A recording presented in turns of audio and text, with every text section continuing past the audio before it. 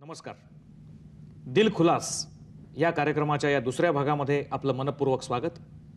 भारतीय क्रिकेटमधला मिडास असं ज्यांचं वर्णन केलं जातं असे भारतीय क्रिकेट संघाचे माजी उत्तम फलंदाज, उत्तम कप्तान, त्याचबरोबर भारतीय क्रिकेट संघाचे उत्तम व्यवस्थापक आणि निवड समितीचे अध्यक्षसुद्धा अजित वाडेकर आज आपल्याकडे आलेले आहेत. आपण त्यांच्याशी बोलणार आहोत दिलखुलास या कार्यक्रमामध्ये त्यांच्या अनुभवाविषयी, त्यांच्या विचारांच्या विषयी आणि एकूणच त्यांच्या व्यक्तिगत जीवनाविषयी दिलखुलासपणे. वाडेकर साहेब, या आजच्या कार्यक्रमात आपलं स्वागत. नमस्कार. नमस्कार. पहिलाच प्रश्न मला तुमच्या व्यक्तिगत जीवनाविषयी विचारायचा आहे की तुम्हाला व्हायचं होतं इंजिनियर, पण तुमच्यातल्या गणिताच्या आवडीमुळे काहीतरी तुमच्या आयुष्याला वेगळी कलाटणी मिळाली. ही कलाटणी नेमकी कशी होती? हां, थोडंसं गणित चुकलंच म्हणायचं.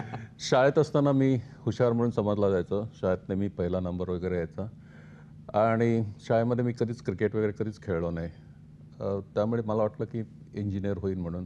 आणि मी जेव्हा कॉलेजमध्ये गेलो त्यावेळेस एकदम कलाटणी मिळाली की आमचा कॉलेजचा संघ खरोखरच छान होता, परंतु त्यांच्याकडे फक्त 11च खेळाडू होते आणि 12वा खेळाडू नव्हता.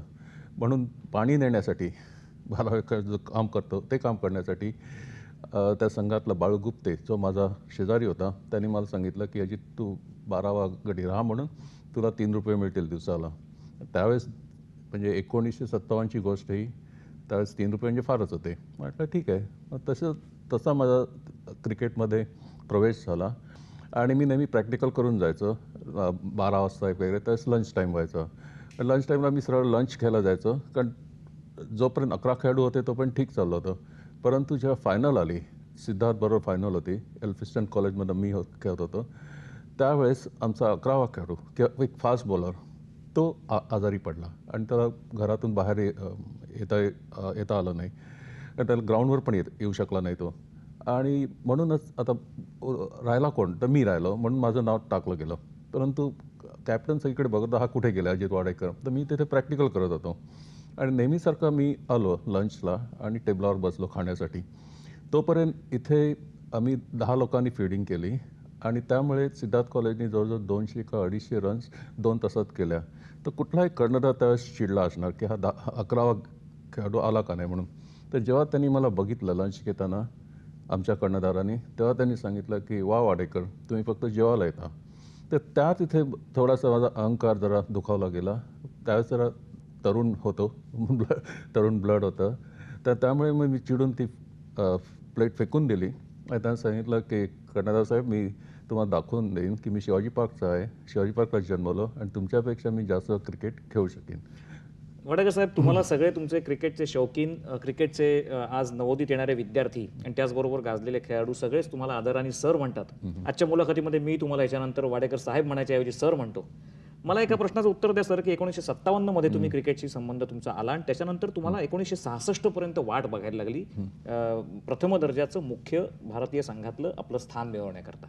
एवढी वाट तुम्हाला का बघायला लागली? नाही, फारच वाट बघावी लागली. म्हणजे ज्या पद्धतीनं मी खेळत होतो, ज्या पद्धतीनं मी धावा करत होतो, त्या मानाने मला वाटते जरा लवकर जर मिळालं असतं तर बरं झालं असतं.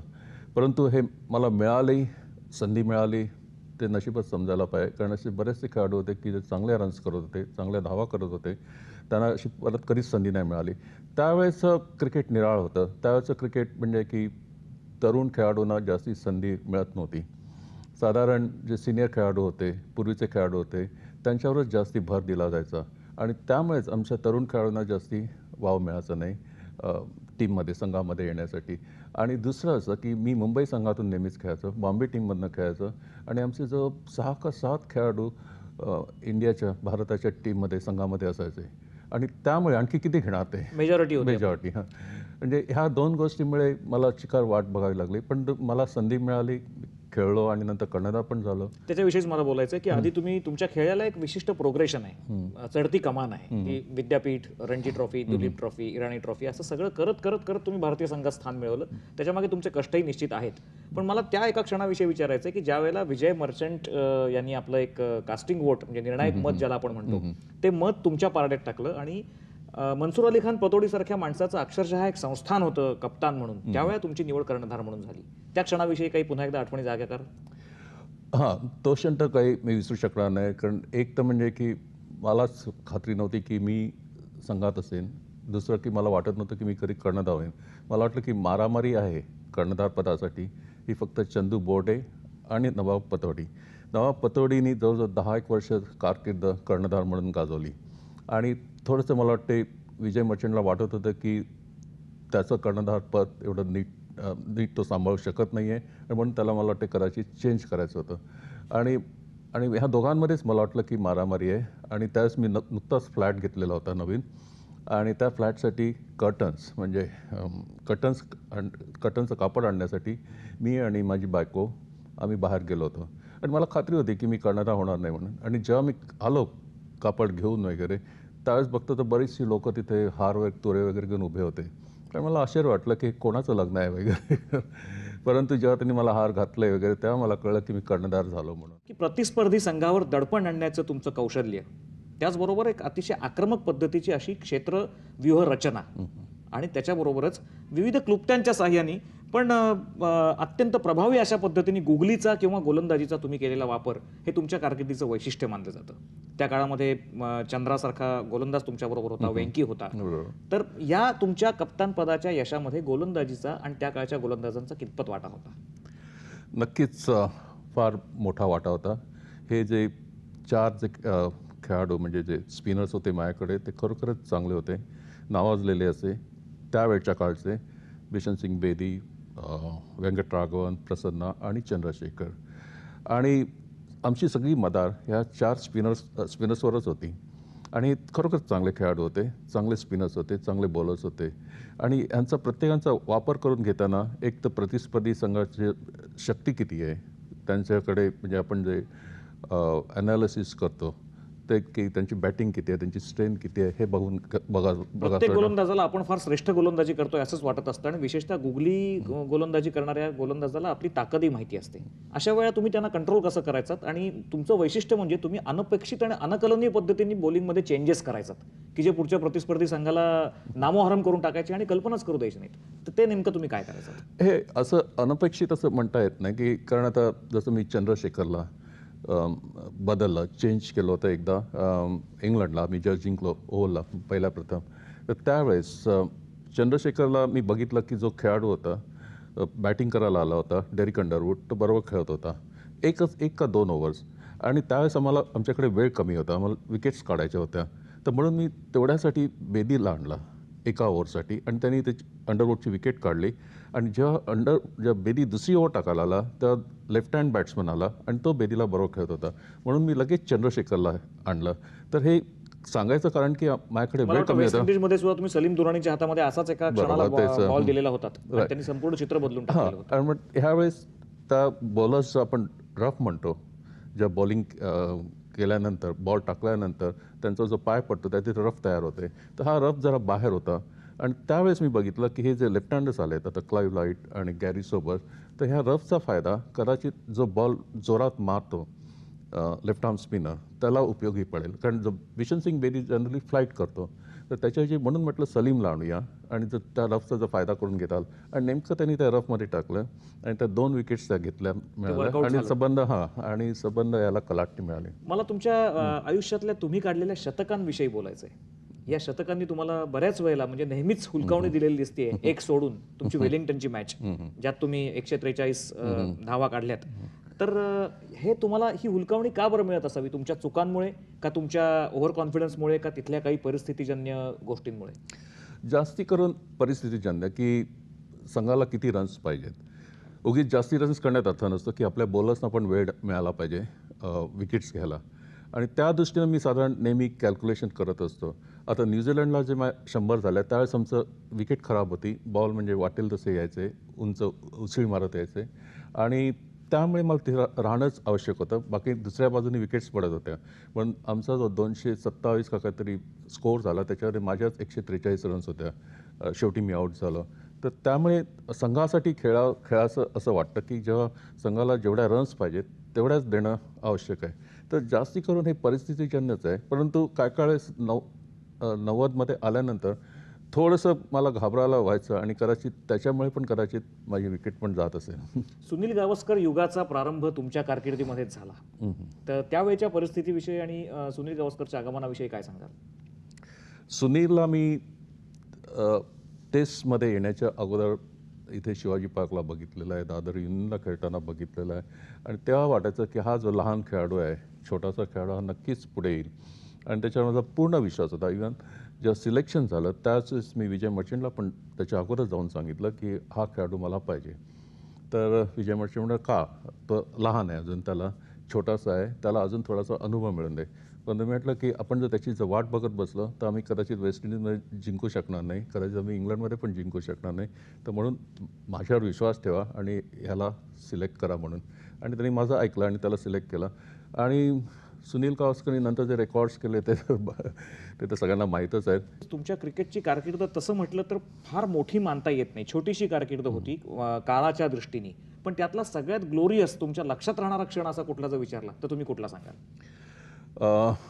एक तर म्हणजे ओव्हलचा, की आम्ही तिथे पहिल्या प्रथम इंग्लंडच्या धर्तीवरच मारलं आणि त्यावेळेस म्हणजे शेवटच्या दिवशी पहिल्याच बॉलला मी रनआउट झालो आणि मला नक्की खात्री होती की मी जिंकणार म्हणून.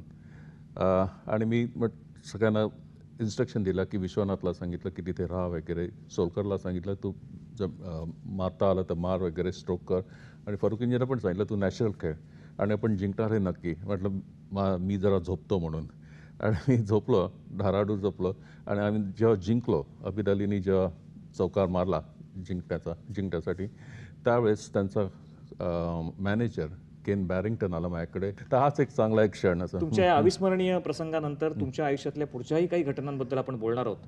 सर, आपण आता तुमच्या आयुष्यातल्या अविस्मरणीय प्रसंगाबद्दल चर्चा करत होतो.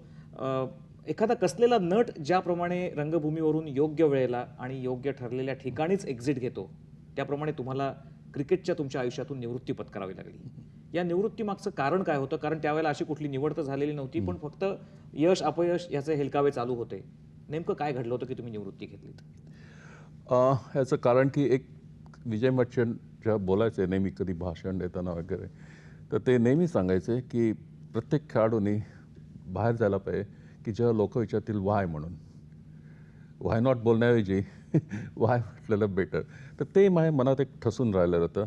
आणि दुसरं वाटायचं की मला एक चांगली संधी मिळाली नाही मी तरुण असताना, जेव्हा पाहिजे होती तेव्हा.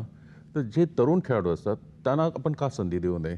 आणि तिसरं कारण आहे की त्यावेळेस म्हणजे की हौशी खेळाडू होते, आम्ही सगळे हौशी खेळाडू होतो आणि आमचे जॉब्स होते की स्टेट बँकमध्ये मी अधिकारी पदावर होतो आणि त्यामुळे इथे क्रिकेटमध्ये एवढे पैसे नसताना जर स्टेट बँकमध्ये जर मी चांगलं म्हणजे चांगलं जर काम करून दाखवलं वगैरे, तर कदाचित मी मोठ्या पदावर जाऊ शकेन. यश मिळालं की भारतातले प्रेक्षक डोक्यावर घेतात कुठल्याही क्षेत्रातलं, आणि अपयश मिळालं की उचलून फेकून देतात. या मानसिकतेविषयी एक सांगा की ह्या मानसिकतेमुळेच तुम्ही 29 सप्टेंबर 1974 जी निवृत्ती जाहीर केली, तर याच्यामुळे उद्वेग येऊन ही निवृत्ती होती का तुम्ही म्हणताय त्याप्रमाणे खरोखरच तुम्हाला थांबावंसं वाटलं म्हणून तुम्ही निवृत्ती घेतली? नाही, उद्वेग म्हणून नाही. असं क्रिकेटमध्ये हे चढ उतार असतातच आणि जास्ती करून क्रिकेटमध्येच. का कधी तुम्ही पहिल्या इनिंगला 100 करता तर दुसऱ्या इनिंगला 0ला पण आऊट होतात. त्यावेळेस उद्वेग येतो, संताप येतो, निराश व्हावंसं वाटतं. परंतु त्याच्यानंतर सवय होते. तर त्यामुळे थोडंसं अपयश आलं किंवा जास्ती अपयश आलं तरी असं काही वाईट वाटत नाही, कारण क्रिकेट हा गेम आहे, it's a game of chance आणि तिथे प्रत्येक वेळेस यश येईल असं नाही. आणि आपल्या लोकांना, आपल्या पब्लिकला वगैरे कदाचित अपयशाची म्हणजे भीती वाटत असते, कारण नेहमीच आपला संघ जास्त करून अपयश आणायचं म्हणून, यशाची आपल्याला जास्ती माहिती नसते. आणि म्हणूनच मी काय त्यांना दोष देत नाही. त्यांना कारण काय की यश त्यांना वाटतं की आपल्याला क्वचितच मिळतंय आणि त्यामुळे त्यांना भयंकर आनंद होतो.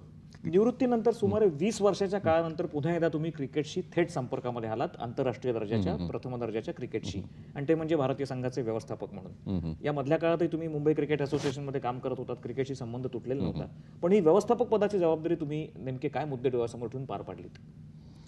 एक म्हणजे तो तर एक ॲक्सिडेंट होता. जसं मी क्रिकेट खेळायला गेलो, तो एक ॲक्सिडेंट होता. तसा ॲक्सिडेंट की मला तिथे ट्रेझर व्हायचं होतं, कारण मी बॅकग्राऊंड म्हणजे बँकेतला अधिकारी म्हणून. ट्रेझर, पण त्यांना वाटलं की मी व्यवस्थापक म्हणून चांगला राहू शकेन आणि म्हणून त्यांनी मला व्यवस्थापक केलं. आणि त्यावेळेस मी बघितलं की हे क्रिकेटमध्ये जे क्रिकेटच्या संघात जे खेळाडू आहेत ते खरोखरच चांगले आहेत, परंतु थोडंसं त्यांना डिसिप्लिन वगैरे त्यांना लावायला पाहिजे आणि त्यांच्याकडून आपल्याला चिकार करून घेता येईल. आणि बँकेत राहिल्यामुळे मला एक माहीत होतं की जे HRD म्हणतो की प्रत्येक माणसाकडनं कसं काम करून घ्यायचं. आता मला वाटतं तुमच्याच काळामध्ये आपल्या संघाने hero cup, Pepsi cup, challenger cup, आशिया कप असे सगळे कप जिंकलेले होते आणि एक लष्करी थाटामध्ये शिस्त न लावता पण एक छान व्यवस्थापक म्हणून तुम्ही त्यांना शिस्त लावायचा प्रयत्न केला त्यावेळेला त्या भारतीय संघाला. मला फक्त एकच विचारायचं आहे की एक त्याच्यामध्ये वादग्रस्त एक पॅच तुमच्यामध्ये आला होता की तुम्ही अझरला आउट ऑफ द वे जाऊन दिलेला पाठिंबा, आउट ऑफ द वे म्हणजे नियमांच्या बाहेर नाही, पण संपूर्ण विरोधी वातावरण असताना आणि सामाजिक अवस्था पण त्यावेळची वेगळी होती. बाबरी मशिदीचं प्रकरण झालेलं होतं, देशामधली भावना एक वेगळ्या अर्थाने क्रिकेटवर कॉन्सन्ट्रेट झाली होती. तर अशा वेळेला तुम्ही अझरला पाठिंबा दिलात, त्याचं कारण नेमकं काय होतं? मला तशी काही सामाजिक बॅकग्राऊंडची काही नीट माहिती नव्हती त्यावेळेस, कारण मी फक्त विचार करायचो क्रिकेटचा आणि क्रिकेट संघाचा. आणि जर कर्णधार अझर असो किंवा सचिन असो का कोणी असो, मी त्याला तेवढाच पाठिंबा दिला असता. परंतु अझरला जास्ती पाठिंबा मी का दिला याचं कारण की तो खरोखरच माझ्याबद्दल त्याला खरोखरच रिस्पेक्ट असं वाटायचं आणि तो खरोखरच माझा ऐकायचा म्हणून. आणि त्याच्या थ्रू मला सगळ्या खेळाडूंना पण नीट सांगता यायचं आणि म्हणूनच मला वाटलं की हा एक चांगला गुणी खेळाडू आहे आणि हा ऐकतोय चांगलं आणि तो जसं तो अंमलात आणण्याचा पण प्रयत्न करतोय. माझ्या ज्या ऑर्डर्स वगैरे असतात संपूर्णपणे म्हणजे व्यावसायिक पातळीवरचा प्रोफेशनल निर्णय तुमचा होता हा, की, खरोखर, त्याला परत पाठिंबा द्यायचा. प्रोफेशनलच्या बरोबर. त्याच आजारामुळे तुम्हाला जेव्हा माधवन समिती पुढे या फिक्सिंगच्या प्रकरणामध्ये साक्ष देण्याकरता उभं राहायला लागलं तेव्हा मनाला काय वाटलं आपल्या? अझरबद्दलच नाही, बऱ्याच खेळाडूंबद्दल. आणि मला फक्त विचारलं गेलं म्हणजे CBIने की तुला वाटत होतं का याच्यात काय आहे का तथ्य म्हणून, हे चाललं होतं का, म्हणजे खरोखर आहे की नाही, तेवढ्यासाठीच मला फक्त विचारलं गेलं. माधवन का आला माहीत नाही कशाला, कारण जे CBIने केलं तेच त्यांनी माधवनीच विचारलं होतं आणि माधवनी मला परत बोलवलं. ते आमचं इलेक्शन होतं त्यावेळेस मुंबई जाऊन. पण मला एक सांगा की अजूनही माध्यमांमध्ये बरेच सिनियर लोक असं म्हणतात की वाडेकरांना या प्रकरणातलं बरंच काही माहिती होतं, कारण अक्षरशः गेली 30 वर्ष ते या क्रिकेटशी संपर्कात आहेत. फिक्सिंगचं प्रकरण म्हणा, बाहेरची सट्टेबाजी म्हणा, बाहेरचा व्यापार म्हणा, गुंतवला जाणारा पैसा म्हणा, याच्याबद्दल किमान तुम्हाला माहिती नाही याच्यावर अजूनही लोक विश्वास ठेवायला तयार आहेत. बरं, आम्ही जेव्हा क्रिकेट खेळायचो समीर, त्यावेळेस आम्हाला कल्पना पण नव्हती की अशा काही गोष्टी होऊ शकतात. म्हणजे असं डोक्यात पण कधी आलं नाही की अशा प्रकारे मॅचेस ऑर्गनाईज केल्या जातात, अशा प्रकारे मॅचेस जिंकता येतात की अशा प्रकारे मॅचेस हरता येतात.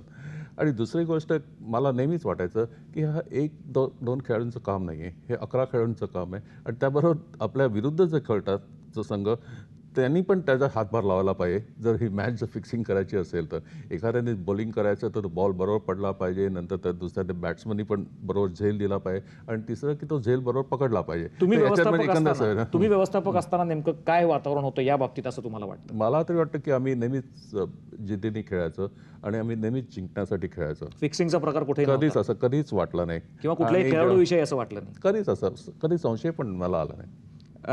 मला थोडंसं एक कसरतीविषयी तुम्हाला विचारायचं आहे की आता कपिल आणि मनोज प्रभाकर यांचे इगो सांभाळणं किंवा ही नवीन त्यावेळची जी विनोद कांबळी, श्रीनाथ वगैरे सगळी मंडळी होती, यांना संधी देणं, ही तारेवरची कसरत तुम्ही कशी काय सांभाळलीत तुमच्या टेम्परामेंटमुळे? हां, कदाचित टेम्परामेंटमुळे असेल. आणि मी जास्ती करून सगळ्या खेळाडूंना म्हणजे एकत्रच अशी वागणूक द्यायचं की हा मुंबईचा आहे किंवा हा मराठी आहे किंवा हा नॉर्थमधला आहे, असं कधीच त्यांना वाटलं नाही मी जेव्हा व्यवस्थापक होतो म्हणून. आपल्या मुलांपैकी कोणी क्रिकेटमध्ये आलं का? नाही, दोघेही ते खेळणे त्यांनी प्रयत्न केला, परंतु थोडंसं मला वाटतं की म्हणजे लोकांना वाटलं की हे चांगले खेळत नाहीत आणि तसं त्यांना ऐकून पण दाखवण्यात आलं. म्हणून त्यांनी ठरवलं की आपण जरा अभ्यासात जास्ती रस घेतला तर बरं होईल म्हणून. एक अखेरचा प्रश्न आपल्या तरुण पिढीच्या मनामध्ये येणारा की आपल्या भारत देशामध्ये क्रिकेट हा अतिशय लोकप्रिय खेळ आहे, पण सुमारे 1 ते 50 जास्तीत जास्त 100 मुलं सोडल्यास कसोटी क्रिकेटपर्यंत कोणी पोहोचू शकत नाही. अशा मुलांनी काय करावं असं तुम्हाला वाटतं? या मुलांनी जायचं कुठे? व्यावसायिकपणा आपल्या क्रिकेटमध्ये कधी येणार आहे?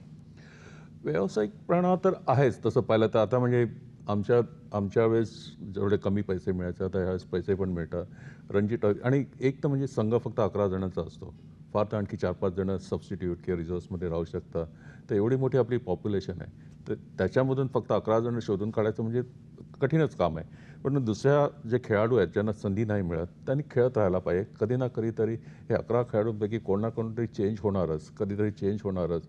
आणि जर मिळालं संधी तर त्यांनी क्रिकेटवर नेहमीच प्रेम करावं, कारण त्याच्यामुळे तुम्हाला नोकरी चांगली मिळते, त्याच्यामुळे तुम्हाला एक प्रकारचा दर्जा मिळतो आणि लोकांना पण माहीत असतं की फक्त 11 जण खेळतात आणि त्याच्यामुळे ह्याला कदाचित संधी मिळाली नसेल म्हणून. तुम्ही ज्या काळात 30-32 वर्षापूर्वी क्रिकेटला सुरुवात केली त्यावेळा दूरदर्शनसारखं किंवा दूरचित्रवाणीसारखं माध्यमही आलेलं नव्हतं. त्यावेळात जाहिरातबाजीचं युग नव्हतं. त्यामुळे क्रिकेटचे कसोटीपटू हे क्रिकेटमुळेच ओळखले जायचे, स्टार म्हणून ओळखले जायचे नाहीत. आज चित्र नेमकं उलटं दिसतंय. आज जाहिरातीमधून क्रिकेटपेक्षा जास्ती पैसा मिळतोय, खूप पैसा ओतला जातोय. ह्याच्यामुळे खेळावर परिणाम होतो असं आपल्याला वाटतं का? मला तरी नाही वाटत. जसं की आता सचिनची गोष्ट घ्या, सचिन नेहमी मॉडेल म्हणून काम करतो, परंतु तो खेळावर पण त्यांनी त्याचं लक्ष आहे केंद्रित केलेलं आहे आणि त्याला नक्की कळून चुकलेलं आहे की त्यांनी जर चांगला खेळ खेळला तरच हे जाहिरात धावत येतील म्हणून. आणि म्हणूनच तो क्रिकेट हा त्यांनी एक लक्षबिंदू ठरलेला आहे. पण काही खेळाडूंच्या बाबतीत हेही झालेलं आहे विनोद कांबळी सारख्या, की नंतर इतर बाबतींमध्ये लक्ष थोडंसं डायव्हर्ट विचलित झाल्यामुळे खेळावरही परिणाम झालेला दिसतो. अशा बाबतीत काय सांगाल? हां, अशा लोकांना नीट सांभाळून घ्यायला पाहिजे. अशा लोकांना जे आपण काउन्सिलिंग म्हणतो हे त्या मॅनेजरनी नीट करायला पाहिजे आणि बोर्डाने पण ह्या लोकांकडे, ह्या खेळाडूंकडे चांगलं लक्ष द्यायला पाहिजे की ज्यांना स्वतःचा विचार करण्याची जास्ती हे नसते. सर, देव आणि दैव याच्यावर तुमचा विश्वास आहे? ऑफकोर्स आहे थोडंसं. तुमच्या आयुष्यात या देवाने आणि दैवाने किती तुम्हाला मदत केली आहे, सहाय्य केलं असं तुम्ही म्हणाल? दैवानी पण चिकारात सहाय्य केलं आहे आणि तुम्हाला माहीतच आहे की लक फेवर्स द ब्रेव, म्हणजे ही जी म्हण आहे ती खरोखरच असते. पण अर्थातच तुम्हाला त्याच्यासाठी भयंकर मेहनत करावी लागते. कुठल्या गोष्टीबद्दल खंत, ज्याला आपण रिग्रेट्स म्हणू, असे काही आयुष्यामधल्या? असं तर काय नाही, कधी झिरो केला तरच खंत वाटायची, परंतु बाकी असं ना. पण क्रिकेटनी चिकार दिलं आणि क्रिकेटमुळे मला बरेचसे मित्र वगैरे जमा झाले. त्यामुळे क्रिकेटला म्हणजे केवढे धन्यवाद द्यायचे हेच कळत नाही. भारतीय क्रिकेटमधले मिडास असं ज्यांचं वर्णन केलं जातं ते एक यशस्वी फलंदाज, यशस्वी कप्तान आणि यशस्वी व्यवस्थापक, क्रिकेट निवड समितीचे अध्यक्ष, अशा विविध भूमिकांमधून काम केलेले अजित वाडेकर म्हणजेच सगळ्याच क्रिकेट रसिकांचे सर, यांच्याशी आपण दिलखुलास बातचीत केली. यानंतर याच्या पुढच्या भागामध्ये आपण अशाच एका व्यक्तिमत्वाला भेटणार आहोत, त्याच्याविषयी माहिती काढून घेणार आहोत आणि गप्पा मारणार आहोत. दिलखुलासच्या पुढच्या भागात याच दिवशी याच वेळेला. तोपर्यंत